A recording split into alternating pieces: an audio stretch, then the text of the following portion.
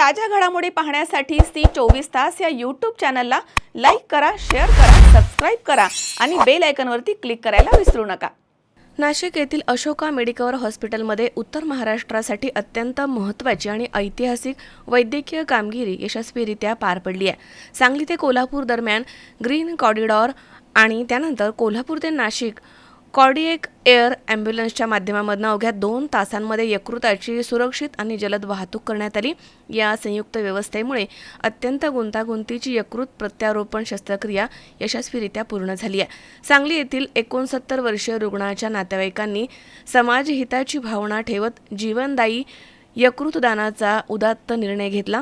त्यांच्या या निर्णयामुळे धुळे जिल्ह्यामधील दोंडाईचा येथील 51 वर्षीय तीव्र यकृत सिरोसिसने ग्रस्त रुग्णाला नवजीवनाची संधी मिळाली आहे। सदर रुग्ण उपचारासाठी अशोका मेडिकल हॉस्पिटल नाशिक इथे दाखल झाला होता। या प्रकरणाची तातडी ओळखून हॉस्पिटलच्या तज्ञ यकृत प्रत्यारोपण पथकानं समुपदेशन करून तात्काळ प्रत्यारोपणाची प्रक्रिया सुरू केली। वैद्यकीय तज्ञ, वाहतूक पोलीस, विमानतळ प्रशासन आणि कार्डिएक केअर ॲम्ब्युलन्स सेवांमधील उत्कृष्ट समन्वयामुळे महत्त्वाच्या कालमर्यादेमध्ये यकृत नाशिकमध्ये पोहोचवणं शक्य झालं। ही यशस्वी शस्त्रक्रिया अशोका मेडिकल हॉस्पिटलच्या अत्याधुनिक सुविधा, अनुभवी डॉक्टरांचं कौशल्य आणि दर्जेदार आरोग्य सेवेचं प्रतीक ठरली आहे। उत्तर महाराष्ट्रामधील गंभीर यकृत आजारग्रस्त रुग्णांसाठी ही कामगिरी आशेचा एक नवा किरण ठरली आहे। डिपार्टमेंट ऑफ गॅस्ट्रोएंट्रोलॉजी आणि हिपॅटॉलॉजी अशोका मेडिकल येथे डायरेक्टर म्हणून कार्यरत आहे। आपल्या इथं एक 51 वर्षाचा लिव्हर सिरोसिस आणि लिव्हर कॅन्सरचा पेशंट ॲडमिट होता। तर त्या पेशंटला अर्जंट लिव्हर ट्रान्सप्लांटची गरज होती। तर आपल्याला लिव्हर हे कॅडेवर लिव्हर सांगलीमध्ये अवेलेबल झालं। तर ती खबर मिळताच आम्ही सगळ्या इन्स्ट्रक्शन देऊन ते जे कॅडेवर लिव्हर आहे तर ते आपण एअर ॲम्ब्युलन्सने नाशिकपर्यंत आणतो आहे। तर ते सांगली टू कोल्हापूर असं ग्रीन कॉरिडॉर करून ते साधारण 1 तासात कोल्हापूरला ते पोहोचवलं। त्यानंतर कोल्हापूरहून ओझर हे आपण एअर ॲम्ब्युलन्सने एअरलिफ्ट केलं आहे आणि ओझरपासून इथं ग्रीन कॉरिडॉरने आपण ते आणतो आहे।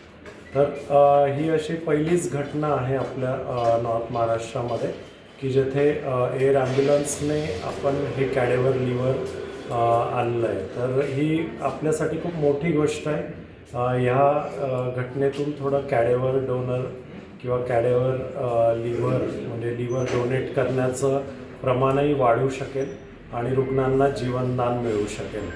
आणि ही पेशंटसाठी तर खूपच लाईफ चेंजिंग गोष्ट आहे की याच्याने पेशंटचं पूर्ण आयुष्य हे बदलून जाऊ शकतं। साधारणतः किती पूर्ण वेळ कालावधी हा होता सर?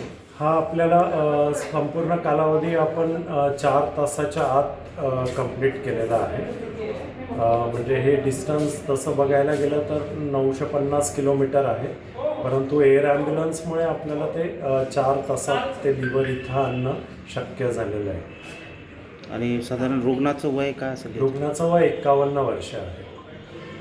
ठीक, थँक्यू सर। मी अशोका मेडिकल हॉस्पिटल येथे जनरल GI आणि हिपॅटोबिलियरी सर्जरीमध्ये कार्यरत आहे। तर ह्या हिपॅटोबिलियरी सर्जरीचाच एक भाग म्हणजे लिव्हर ट्रान्सप्लांटेशन असतं। आपण आत्ताच ह्या ट्रान्सपोर्टबद्दल ऐकलं। लिव्हर ऑर्गन आमच्यापर्यंत पोहोचलं आहे आणि आम्ही आता लिव्हरची सर्जरी सुरू करतो आहे। ही सर्जरी साधारण पुढचे 6 ते 8 तास चालेल। 8 तासानंतर पेशंटला आपण ICUमध्ये शिफ्ट करू। पुढचे 1 आठवडा ते 10 दिवस हा कालावधी पेशंट आपल्यासोबत राहणार आहे।